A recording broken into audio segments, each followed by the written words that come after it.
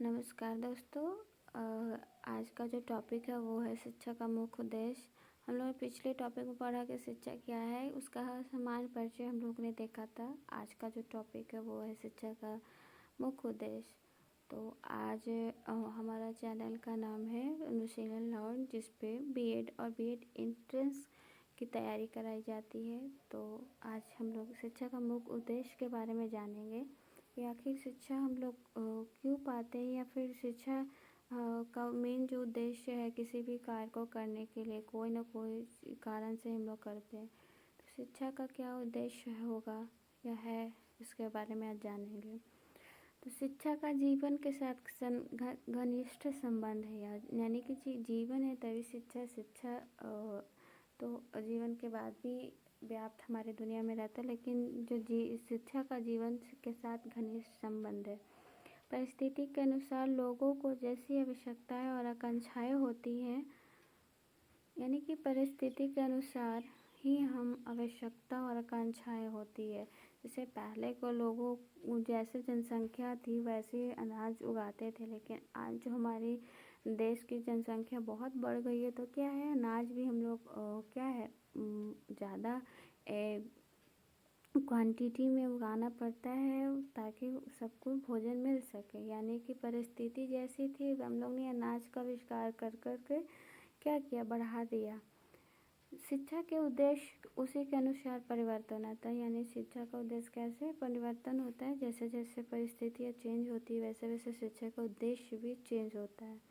वर्तमान में शिक्षा के प्रमुख उद्देश्य निम्नलिखित हैं, यानी कि कुछ मुख्य उद्देश्य हम लोग देखेंगे, कुछ ही मुख्य हम लोग देखेंगे जो प्रमुख होंगे। पहला है जीविकोपार्जन का उद्देश्य, यानी कि जीवन जीने का उद्देश्य को शिक्षा क्यों पाते, ताकि हम अच्छे से जीवन को चला सके। आधुनिक युग की प्रमुख समस्या जीविकोपार्जन है, यानी कि जो आज का युग है वो जीवन को कैसे चलाया जाए वो सबसे बड़ी प्रमुख समस्या है। इस शिक्षा के निराकरण के लिए ही वह शिक्षा ग्रहण करते हैं। यानी कि हम लोग शिक्षा क्यों करते हैं, क्योंकि ये हम जीवन अच्छी तरह से जी सके, इसीलिए इस शिक्षा को हम लोग ग्रहण करते हैं ताकि हम अच्छे से जीवन को चला सकें। क्योंकि शिक्षा जो है एक तरह से हमें जीवन जीने कैसे जिया जाए, जीवन जीने के लिए पैसा इज्जत हर चीज़ देता है, और वो भी सिखाता है कि किस तरह से एक अच्छा जीवन जिया जाए। सभी प्रकार की प्राविधिक तथा व्यवहारिक शिक्षा जीविकोपार्जन शिक्षा के ही अंतर्गत आ जाती है। लोगों की आम धारणा यह है कि जो शिक्षा बालकों को जीविकोपार्जन योग्य नहीं बनाती वह वास्तविक शिक्षा नहीं है। यानी कि बहुत लोग ये मानते हैं कि शिक्षा सिर्फ नौकरी पाना ही शिक्षा का, जो नौकरी नहीं पाते हैं वो शिक्षित पढ़ाई में या फिर शिक्षित व्यक्ति नहीं हो सकता। यानी कि जो व्यक्ति शिक्षित होगा उससे ज़रूरी ही नौकरी होगी। यानी कि कुछ लोगों का मानना है कि बालकों को जीविकोपार्जन के योग्य नहीं बनाती, माना कि जो जीवन को लायक नहीं बनाती वो क्या है, वास्तविक शिक्षा नहीं है।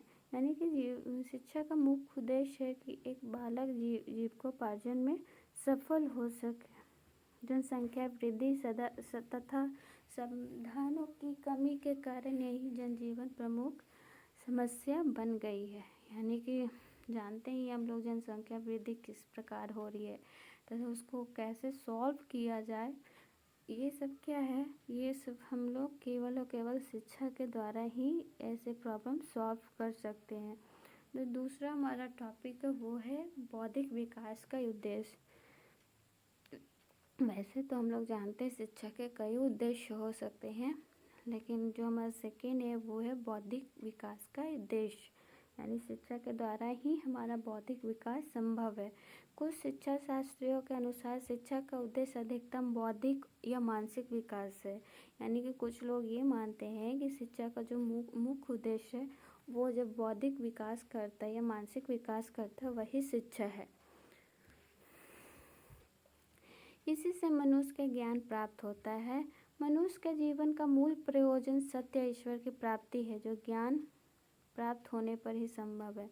कुछ लोगों को ये लगता है कि अगर ईश्वर सत्य और ईश्वर को पा लिया वही क्या है, वही जीवन है, वही ज्ञान है, वही शिक्षा है, लेकिन ऐसा नहीं है। प्राचीन भारतीय शिक्षा पद्धतियों में वह ज्ञान माना जाता था जो ब्रह्म की प्राप्ति में सहायक हो। यानी कि पहले क्या था, पहले सिर्फ हमारी संस्कृति में ही ज्ञान दिया जाता था जो भगवान में के बारे में बताया जाता है, ना कि जीव को पाचन के लिए। शिक्षा क्यों ज़रूरी है? क्योंकि एक शिक्षा हमें दिशा दिखाता है, एक राह दिखाता है साफ सुथरा। लेकिन पहले के लोग क्या मानते थे कि जो भगवान की ओर ले जाए वही शिक्षा है। यूनान के महान दार्शनिक सुकरात ने भी सच्चे ज्ञान की खोज पर बल दिया। यूनान के कौन थे? महान दार्शनिक सुकरात ने भी क्या बोला था? सच्चे ज्ञान की खोज पर बल दिया। उन्होंने सदाचार के लिए ज्ञान को आवश्यक माना और कहा ज्ञान ही सदाचार है। ज्ञान को शिक्षा को उद्देश्य बताने वाले में सुकरात, प्लेटो, अरस्तु, दाते, बेकन आदि के नाम विशेष रूप से उल्लेखनीय है। जो हमारा तीसरा टॉपिक है वो है पूर्ण जीवन की तैयारी।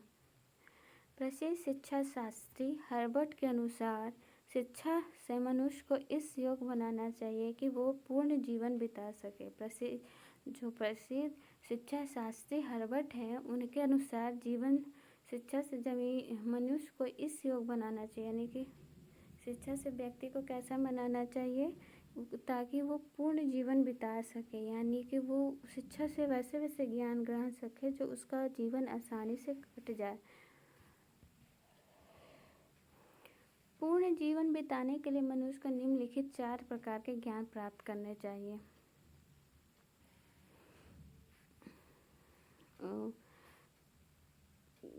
जिस ज्ञान का संबंध सीधे जीवन रक्षा से हो।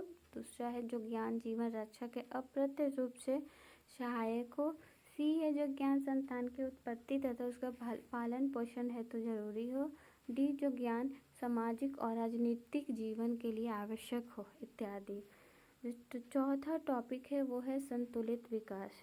यानी जब विकास है, आज हम लोग विकास कर गए लेकिन कहीं ना कहीं हम लोग प्रकृति से दूर होकर विकास से ही दूर हो रहे हैं। हम लोग विकास की ओर जा रहे हैं लेकिन प्रकृति से क्या है, वो दूर हो रही है, यानी संतुलित नहीं है विकास वो।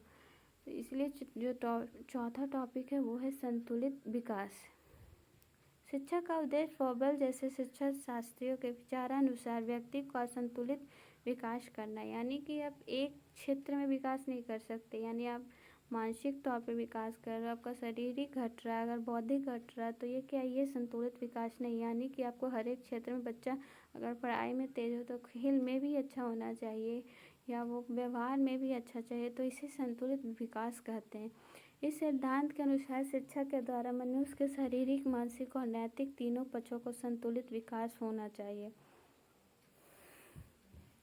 यानी कि जो फ्रोबेल है, इस सिद्धांत ने क्या कहा था, शिक्षा के द्वारा जो मनुष्य के शारीरिक है, मानसिक है, नैतिक है, क्या तीनों पक्षों का संतुलित विकास होना चाहिए। यानी नैतिक भी बहुत ज़रूरी है, जो उसी को क्या बोलेंगे, शिक्षा बोलेंगे। जो हमारा पांचवा है वो है नैतिकता की प्राप्ति। प्रसिद्ध शिक्षा शास्त्री हर्बर्ट के अनुसार शिक्षा का प्रमुख उद्देश्य नैतिकता की प्राप्ति है। यानी कि जो शिक्षा का क्या प्रमुख नैतिकता की, इसके अनुसार शिक्षा का उद्देश्य व्यक्ति को नैतिक बनाना, यानी कि इसके अनुसार क्या है, शिक्षा का उद्देश्य जो होना चाहिए व्यक्ति को नैतिक होगा। यहाँ हर्बर्ट ने नैतिकता शब्द का व्यवहार व्यापक अर्थ में किया है। नैतिकता में सभी प्रकार के अच्छे सामाजिक आचरण सम्मिलित है। यानी कि जो हर्बर्ट ने बताया कि शिक्षा का उद्देश्य ये भी होना चाहिए कि एक व्यक्ति को शब्द हो, उसे कैसे अपने समाज में अच्छे संबंध बनाकर रखने चाहिए, ये सब भी जानकारी रखता हो। वैसे शिक्षा हर तरह से अनुकूल है, जो एक व्यक्ति को सभ्य बनाए, नैतिक बनाए, उसी को हम उद्देश्य शिक्षा का उद्देश्य के रूप में मानेंगे। तो इस तरह से हम लोगों ने कुछ शिक्षा का उद्देश्य को देखा, और भी उद्देश्य है जो हम लोग अगले वीडियो में देखेंगे। इस तरह okay, thank you and have a nice day.